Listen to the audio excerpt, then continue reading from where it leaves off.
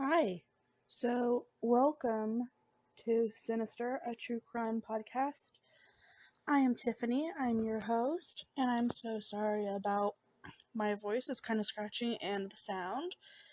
So, I just want to jump right in, but a few disclaimers. One, yes, the comments are off because the I don't know, like the final decision, but the latest decision of this case has been very controversial. Um, and people like to leave nasty comments, and the Jones family should not have to see any more nasty comments than they are, and that is why. Also, most of those comments are extremely racist, and we're not doing that here. I will not allow it, which is why comments will mostly be turned off if it's something that I feel will be extremely controversial. Um, but I will be putting the podcast email in the description so that you can wow, I can't speak. If you need to contact me. But today we are talking about Julius Jones. Um, and I'd also, another disclaimer. I am so sorry to the Howell family about losing Paul. I'm sure he was a great man, and y'all should not have lost him so early, and I hope that the person who is truly responsible for this is found. But just to state my opinion to everyone, obviously I do believe that Julius is innocent, and I hope that this video, if you've been unsure or you don't know about this case, it kind of helps you in a way, kind of figure it out what you believe. But I am sorry to the Howell family. I hope that his real killer is found, and he was somebody's brother, somebody's dad's. He was a special person, and even if he wasn't someone special, he's still a person, and he deserves justice. And I hope that y'all get that. I just want to say that right now. Um, but we're gonna go ahead and start. I have divided my notes into different different subjects, I guess, and that's how we're gonna go about this. It was the easiest way for me because there is a lot about this, but I'm also hoping that I kind of made it more digestible. So if you ever dived into this, there's a lot about it. So I'm sorry that I am rambling. I'm very nervous, and I just hope that I do this case justice. And yeah, so we're gonna get into it. Also, all my resources that I used will be down below. So Julius Jones was a 19-year-old student at the University of Oklahoma when he was considered the prime suspect in the killing of 45-year-old businessman Paul Howell. He was on the verge of gaining a basketball scholarship when he was arrested and charged with Howell's murder in August of 1999.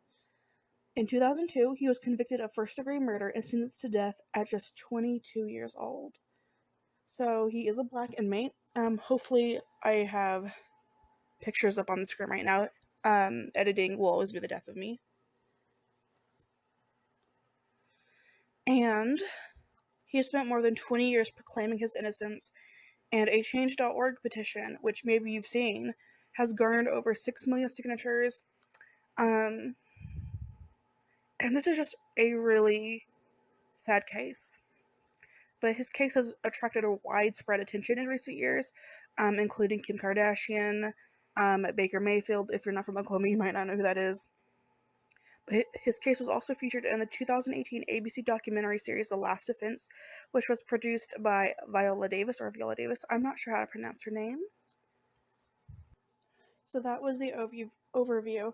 Now we're going to the first subject of this, which is the case itself, which this doesn't have a lot of detail to it, and I did that because a lot of the case sources I found were regurgitating a lot of information, and some only had slightly different details, and I didn't feel comfortable adding stuff if there wasn't multiple sources on it, and I hope that makes sense.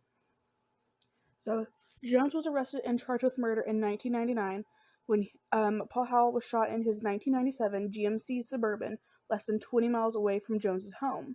Howell's sister described the shooter as, quote, a black man wearing a stocking cap, end quote, with half an inch of hair hanging out. 3 suspects were interviewed by Edmonton police and Penn Jones and a high school basketball teammate, Christopher Jordan, as the alleged carjacking murderers. Despite a lack of evidence to directly connect Jones to Howell's killing, he was sentenced to death and 40 years of prison in 2002. Despite maintaining his innocence and compelling evidence that he was wrongfully convicted. So Mr. Jones's co-defendant fit an eyewitness's description of the shooter, while Mr. Jones did not. His co-defendant was the state's key witness against him, and the prosecution repeatedly told jurors at Mr. Jones's trial that his co-defendant would serve a 30-year sentence in exchange for his testimony. However, after pleading guilty to the crime, his co-defendant was released after only 15 years and is now a free man. Connie Ellison, Paul Howell's girlfriend at the time, spoke to the Washington Post about how her doubts over Jones's guilt had grown over the years, prompting her to speak in support of him at his recent hearings before the State Pardon and Parole Board. Howell's survivors, including Toby, have spoken at hearings about the pain caused by Howell's murder and their belief in Jones's guilt. And Toby is Megan Toby, which I believe is his sister. I'm sorry, I forgot to include that part. So, this is the supposed evidence that linked him to the crime, and this source comes from the Oklahoman. So the Oklahoman claims that DNA results from testing of a red bandana to incriminate him. But if they actually reviewed the DNA report supporting Jones's clemency petition, readers would know that the DNA results on the bandana include degraded DNA from 3 or more people. It would also know that it's not accurate to describe the DNA as a match to Jones, since that simple conclusion isn't supported by the limited test results. Remember, this was 2002. Finally, the editorial board would know that the limited test results provide no information about how DNA was deposited onto the bandana, which could have been transferred during the police handling of items in Jones's bedroom. The editorial claims that a white t-shirt was taken from Jones's bedroom, illustrates his guilt, but no blood or biological fluid was detected on that shirt, which one would expect to find given the shooter's close proximity to the victim. So, the DNA evidence has been really big in proving his innocence. And the next subject we're going to get into is called Riddled with Racism, and there's a lot of it, so just be prepared. So, the next part is called Riddled with Racism. And I'm just going to go over some points of obvious racism that it's going to show that there was already a bias against Julius and that he didn't get a fair trial. So the first point, Mr. Howell is, of course, a white man that was killed in a predominantly white neighborhood. Immediately, the then District Attorney Bob Macy characterized the crime as an act of violence committed by black men fueled by drugs. This narrative was perpetuated by media coverage, as always. The second point is that the officer who arrested Mr. Jones called him the N-word. Imagine being a fucking professional. Oh, sorry, I don't know if I should do that. But imagine being a professional, supposedly, and doing that. But why are we surprised? But anyways, that officer dared him to run, then implied he would shoot him if he did. Okay, every time I read this, it just pisses me off. So, point number 3, 11 out of the 12 jurors at Mr. Jones' trial were white, and one juror referred to Mr. Jones by the N-word and suggested that he should be taken out behind the courthouse and shot. If you make any claims like that as a juror, you should immediately not be able to be a juror. You should be disqualified immediately. And I'm pretty sure there's something against that. Correct me if I'm wrong, but you're not allowed to do that. But again, this is Oklahoma. I'm from Oklahoma, and this state is absolutely just pathetic with the way it treats people that aren't white. But yeah, I kind of feel like there's like a law against that, or like it's just common etiquette that if there's an obvious bias, you're not supposed to be a juror. Maybe that's too much common sense, but the next thing, point 4, 1/3 of District Attorney Macy's death penalty convictions have been overturned due to prosecutorial misconduct. Many of those convictions that were vacated are Black people. To date, 10 people sentenced to death in murder cases in Oklahoma have been exonerated. That is a lot of people that were sentenced to death that were proven to either not have enough evidence to be killed or were innocent. That alone should just upset you. The state's removal of all prospective Black jurors except one. Yes, they did that. The U.S. Supreme Court has made it unequivocally clear that our criminal justice system cannot tolerate such blatant examples of racial prejudice on the part of even a single juror. So, just in this way and many other ways, Julius Jones's rights under state and federal constitutions have been violated, and his conviction and death sentence should be overturned. And that is the opinion of many people. Now, I'm sure that there's a lot of other things that happened during this case that just proved how racist the jurors, the police, I'm sure even the judge were. But those were the main ones that I found, and those alone are just astonishing. And that one with the juror, the cop was one thing, but the juror is a complete another. But that is some of the points of his case being riddled with racism that I wanted to go over. Not to mention that even today, when talking about Julius Jones, you either are really for him or you're not. And the ones that aren't, it's not even necessarily that it seems like they want justice for Paul Howell, it's that they make very nasty comments about Julius himself. It's never about Paul Howell and trying to find the person who actually did it. It's just they say some of the nasty things about Mr. Jones and Black people in general. And I think that is why people don't want him out. It has nothing to do with wanting justice. It's their own prejudice. Yes, I said that. But our next point is called reasonable doubt. And these are going to be some points that I'm going to go over that prove that not only is there not enough evidence to even put him on death row, because if you're not 1,010% sure nobody should be on death row, then why are you on death row? And secondly, these points are going to prove that maybe, just maybe, he didn't do it. I know, I sound really aggressive. I really want to drive that home. So the first point is that Julius Jones was at home having dinner with his parents and sister at the time of the murder. However, his legal team failed to present his alibi at his original trial. His trial attorneys did not call Mr. Jones or his family members to the stand. 2. Julius did not match the description of the person who committed the crime, which was provided by a sole witness. The person who killed Mr. Howell was described as having 1 to 2 inches of hair, but Julius had a shaved head. 3. A man named Christopher Jordan matched the eyewitness's hair description, but claimed only to have been the getaway driver and not the shooter at trial. He was the state's star witness against Julius. And number 4, 3 people incarcerated with Mr. Jordan at different times have said in sworn affidavits that Mr. Jordan had told each of them that he committed the murder and framed Julius. None of these 3 men have met Julius, and they do not know one another. So each of the prisoners that came forward, they don't know each other. And none of them have been offered a shorter sentence or incentive in exchange for disclosing Mr. Jordan's confessions. So they were not offered anything. They were not asked to do this. They weren't promised anything to say these things. And that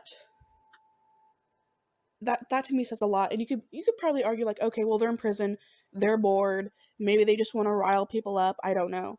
But I can't see you wanting to spend your time doing that. I don't know why they would even bother to say that. And all 3 people who don't know each other said the exact same things. And that right there, not enough to be put on death row, and should certainly get you a retrial.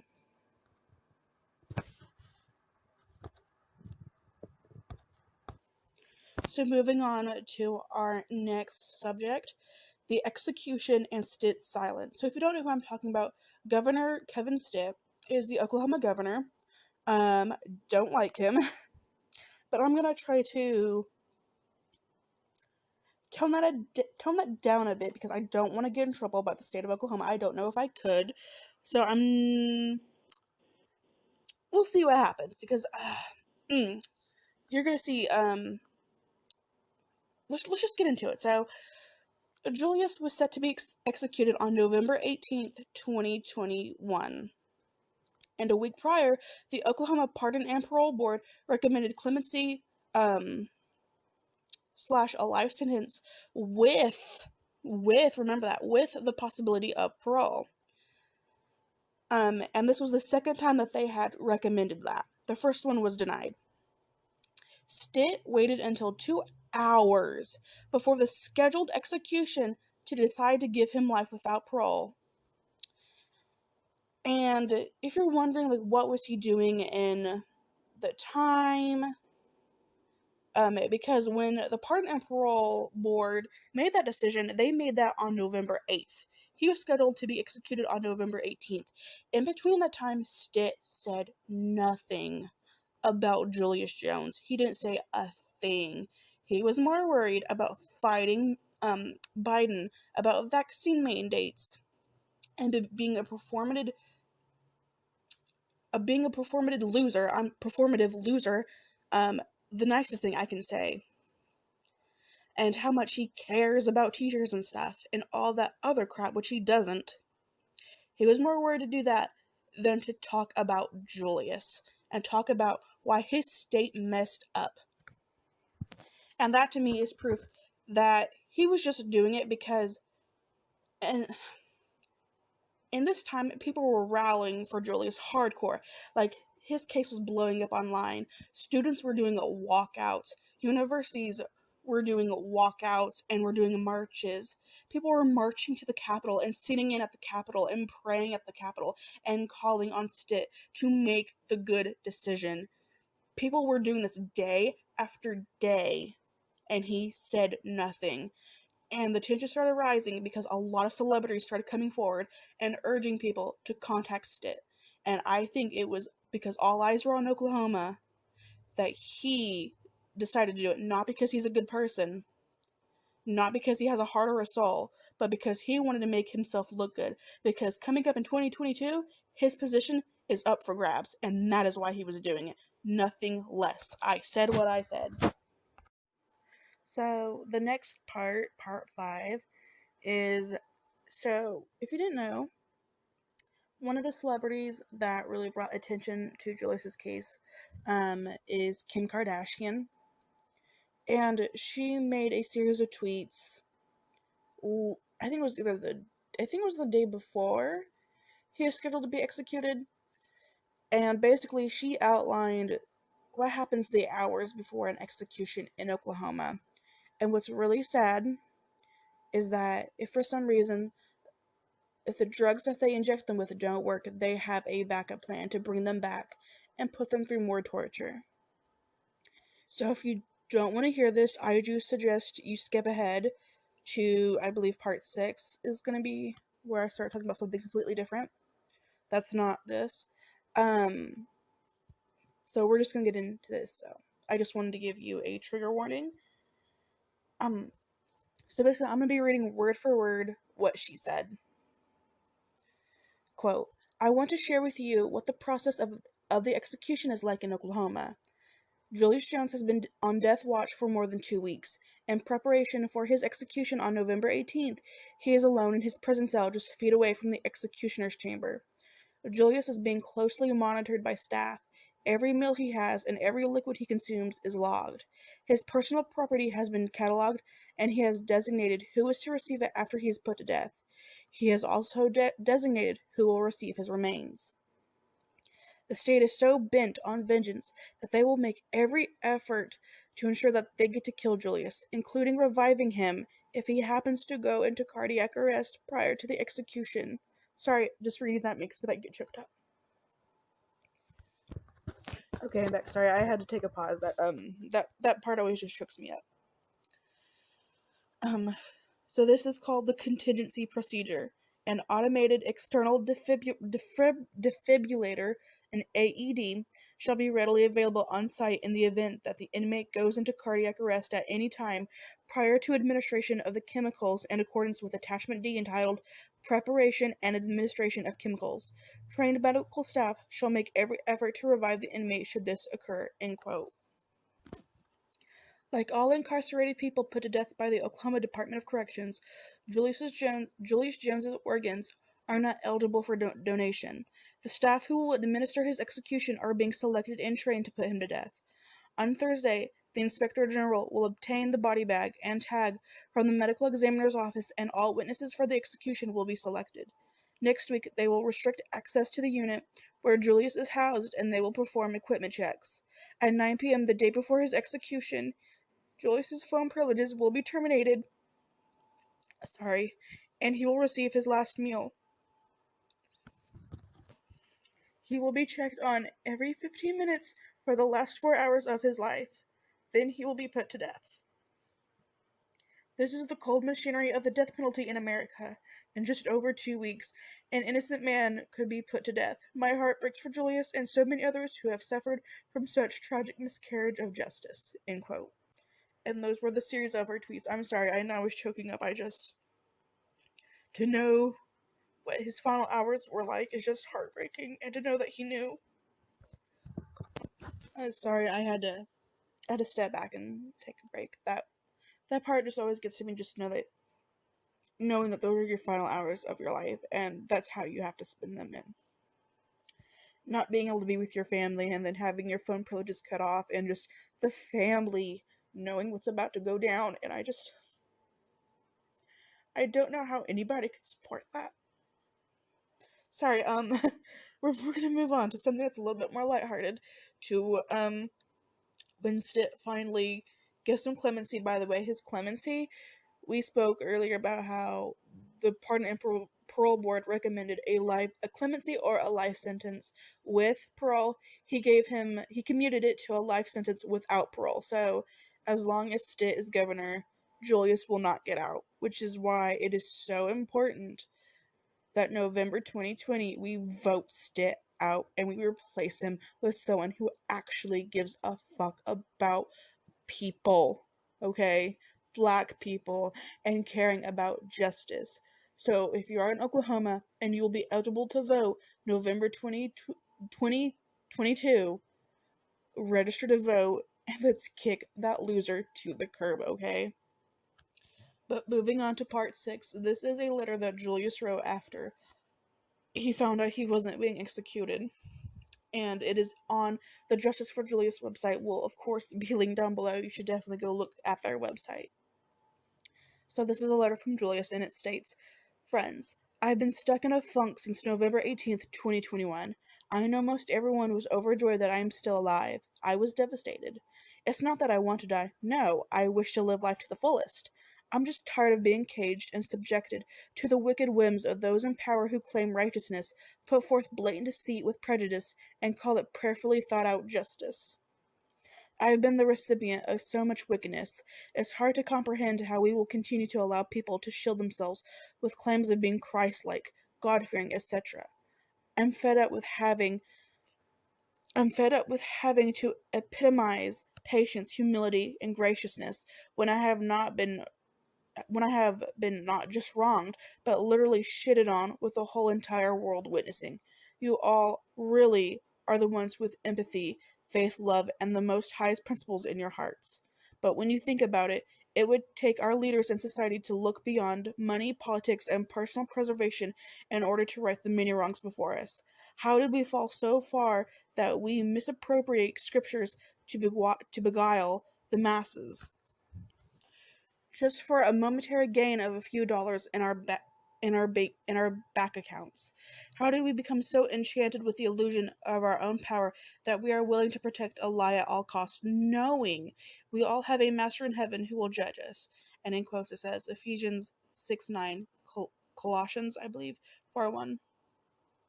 But I am grateful to all the people who came together across faith, party, and cultural lines, especially our youth, to stand up for justice. See, I've come to learn that justice is not about vengeance but correction. This is what you all did. Yes, you did that together. You all came together peacefully for 3+ years, not just to save my life, but yours as well.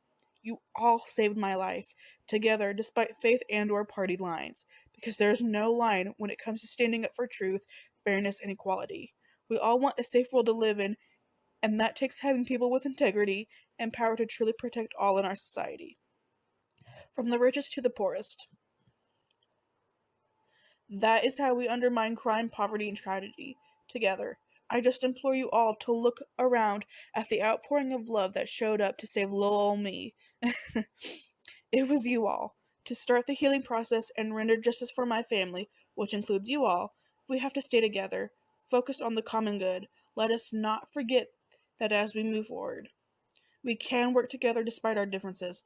We just proved it, because we were never enemies, just distant neighbors. Let's be more neighborly. Till next time, may abundant favor, harmony, joy, love, prosperity, and victory be upon all on this continued journey of justice. Julius. I almost started crying during his letter. I'm sorry. But the way he writes is so eloquent and it's so true. To watch that many people come together and fight for something that they know is wrong, you start to realize that we can change a lot of things. And I hope that it continues and that we will free him.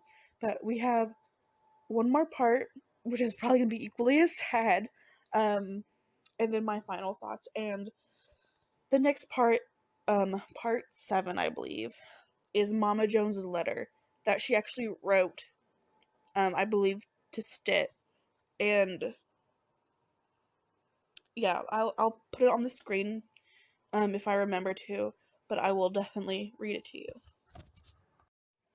So, part 7, I will be reading a letter from Mama Jones, Julius James's mother. This poor woman has been through hell and back.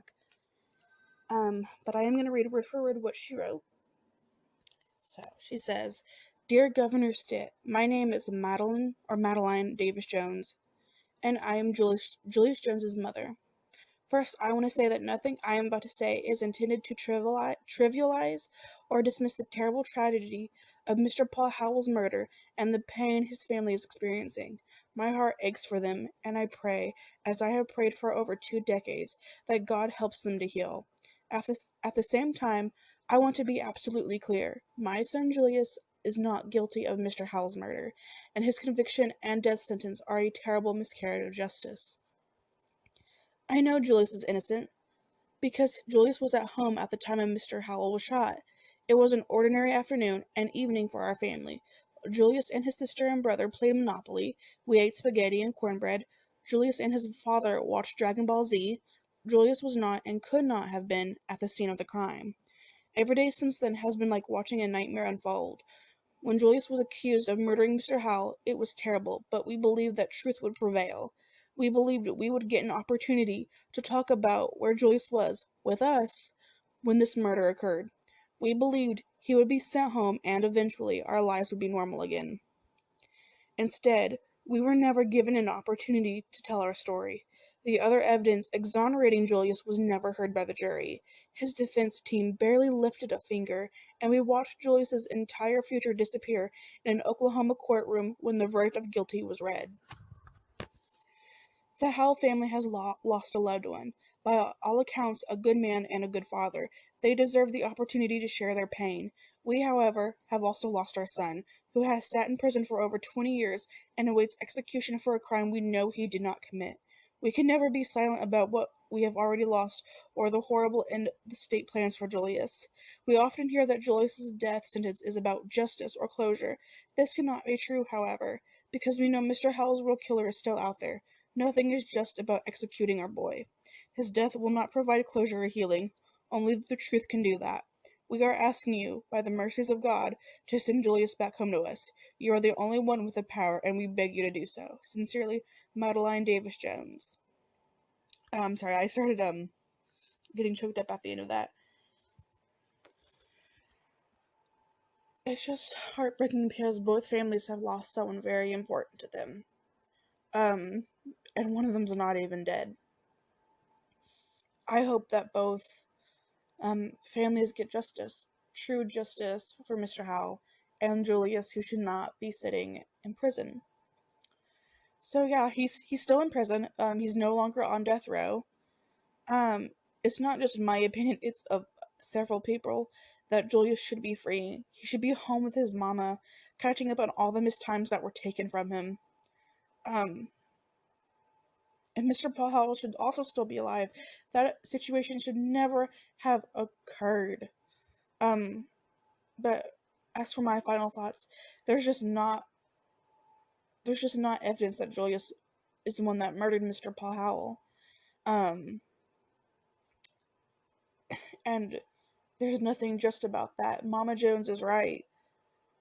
And no one has really won here because 2 lives have still been taken. And the thing is, Julius can be released today.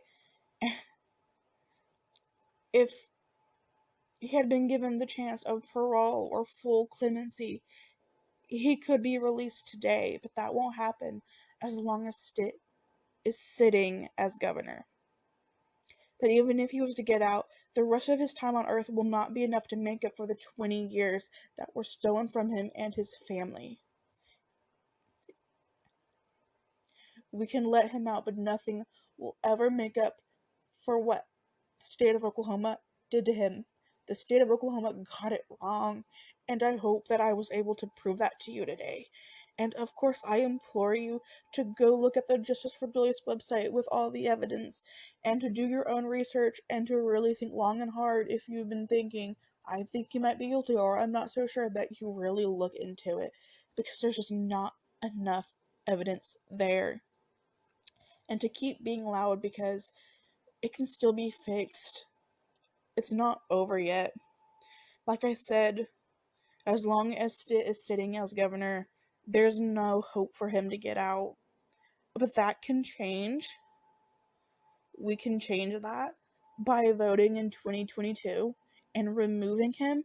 There are already a couple of good candidates that are making Julius a priority, and we should really be looking into them.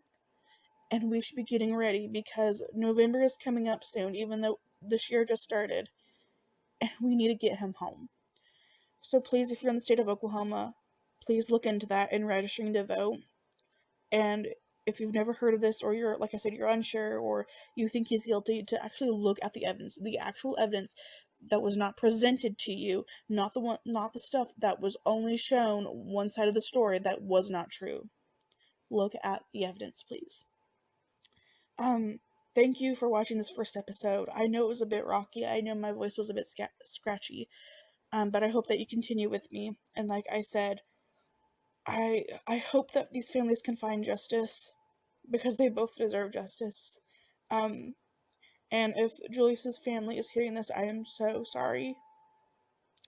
And I will continue to be fighting for your son as well. And yeah, I'm sorry, I'm crying again.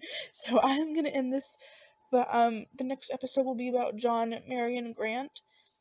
So get ready for that. All my sources will be down below, as well as the Justice for Julius website. And I will see you guys. Well, it's not even gonna be next week. All the first 3 episodes are being uploaded in the same day, so you have content to watch.